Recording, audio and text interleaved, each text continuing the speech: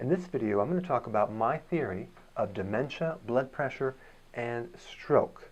Now, this is just for information, for you to go do more research. I'm not telling you that this is accepted in traditional medicine. I'm not telling you that this is the cure. I'm just giving you information so you can do your own research with your doctor's help.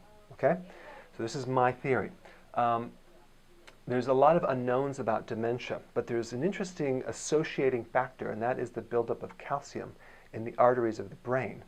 Also, it is a known fact that if your arteries are filled with calcium plaquing, the arteries get hard and the blood pressure goes up. So that's a big cause, because if you look at one of the medications for blood pressure, it's calcium channel blockers. What are calcium channel blockers?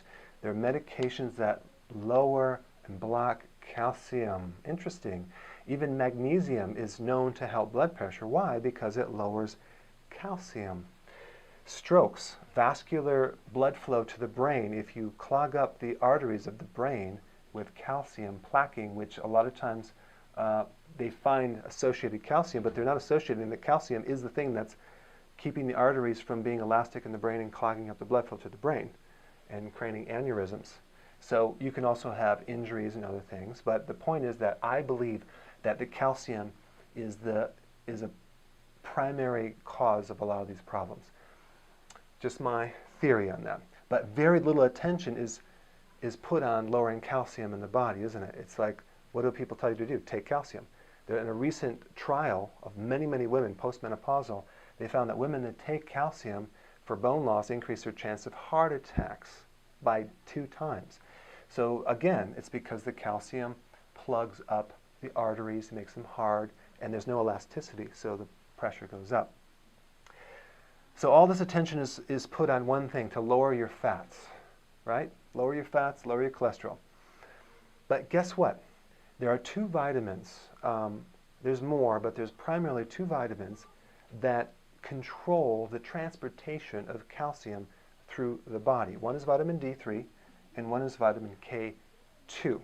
Vitamin D3 will increase the absorption of calcium in the small intestines by 22x. So that pulls the calcium into the intestine. But vitamin K2 takes that calcium from the soft tissues and pulls it into the bone. So K2 is the main vitamin that cleans up the arteries of calcium, the soft tissues, including the joints, the eyes, the kidneys, the prostate, the liver. I mean, think about how many conditions occur with calcium. First of all, when you get older, you become stiff. That's in the joints. You can have it on the eyes as cataracts, and the joints as arthritis, bursitis, tendinitis. Kidneys as kidney stone, gallbladders, gallstones, and there's a lot of other calcification in the breast. So one of the new tests that they're doing as probably a better predictor for heart attacks would be a calcium scan of the body and the arteries, and the coronary arteries in your heart. So again, there's a lot of attention being now shifted to calcium, but not a lot of attention putting on the fat-soluble vitamins that transport calcium. Lots of people, when they take K2, they start cleaning up the calcium, and they feel the bottom of their teeth start becoming really like pearly whites because it cleans all that calcium, which is basically the tartar.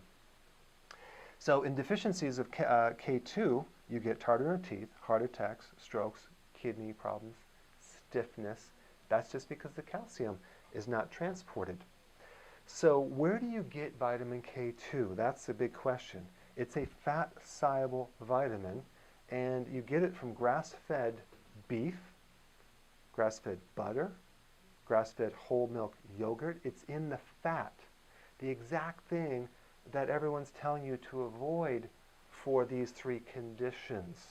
It's the thing that people need. It's in the saturated fats. It's not in the unsaturated fats. Grass-fed beef, butter, eggs, and beef, and cheese. If you take, I mean, what do people tell you to do? They tell you to avoid red meat. If you are going to have red meat, have lean red meat. If you go to the grocery store and look at all the yogurts, it's hard to find a whole milk yogurt. It's all low fat or no fat. Well, that's exactly what you need to start consuming if you want vitamin K2. So I believe that this is the reason why the calcium is not transported through the body, and it makes sense because it's a coincidence with the complete fear of consuming fats. All right? So I will put down below some ideas on what you can play around with dosages of vitamin K2 and D and some eating principles, but you no longer have to be afraid of saturated fats, especially if you are consuming the right ones from grass-fed, butter and cheese and eggs and things like that.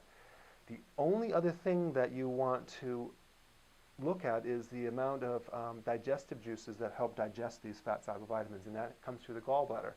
And there's something called bile, B-I-L-E, that helps absorb it. So I'm not saying to go crazy and start eating all this fat. I'm just saying that you want to consume some of it, and if you have a hard time digesting it, it could be because either you don't have enough bile because you're not used to digesting the fats, or you're missing a gallbladder, in which case you need to take some bile salts to put that back in to emulsify and break down and absorb these fat-soluble vitamins. So again, I believe this is the link that's been missing, and if someone's taking this, it doesn't work, you have to look at the ability to digest fats, and that would be the gallbladder. And I create a lot of videos on that, but I just wanted to kind of give you that connection as a root cause, and to play around with it, talk to your doctor, see if it can help you. All right, so that's the summary of my theory on dementia, blood pressure, and stroke, and I will see you in the next video. Hey, before you leave, I just wanted to give you a little quick history on some of the books that I wrote. This was one of the first books. It's called Dr. Berg Body Shapes. It was my attempt at writing about body types. What was very interesting about this book is I actually did all the images myself. Don't ask me why. They look actually not quite as professional as some of the images that I have in the new book. But anyway, this is my first attempt right here called Dr. Berg's Body Shape Diets. And then I wrote a book more extensive called The 7 Principles of Fat Burning. I don't even have a copy anymore, actually, because it's outdated. The next book, I put about 1,000 hours into this one right here called The New Body Type Guide. Major updates on the body types. I put a lot of energy into this. It has professional images, graphics, all sorts of things. Now, the problem with this book is it doesn't really describe what this is really about. Body types are only a small portion of what's in this book. And that's why I changed the name to the Healthy Keto Plan, okay? If you happen to have this book, you don't really need this book because there's some only very, very minor updates. But if you don't have this, you need to get this one right here. This book goes into every single detail that you would ever want to know about. It goes into the 7 principles of fat burning. It goes into hormones, the body types, the basic keto plan. It goes into intermittent fasting. I talk about the 10 fat burning triggers and blockers and fat burning strategies with a lot of details in every single chapter. I go into body issues that interfere with losing weight.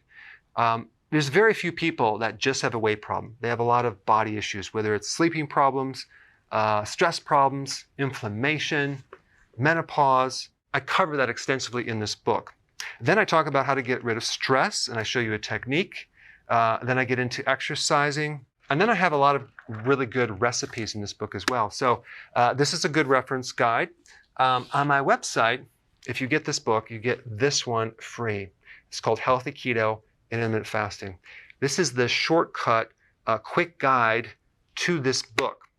And the reason I created this book is to have you, within 45 minutes, learn how to do keto, okay, in intermittent fasting, exactly what you need to do.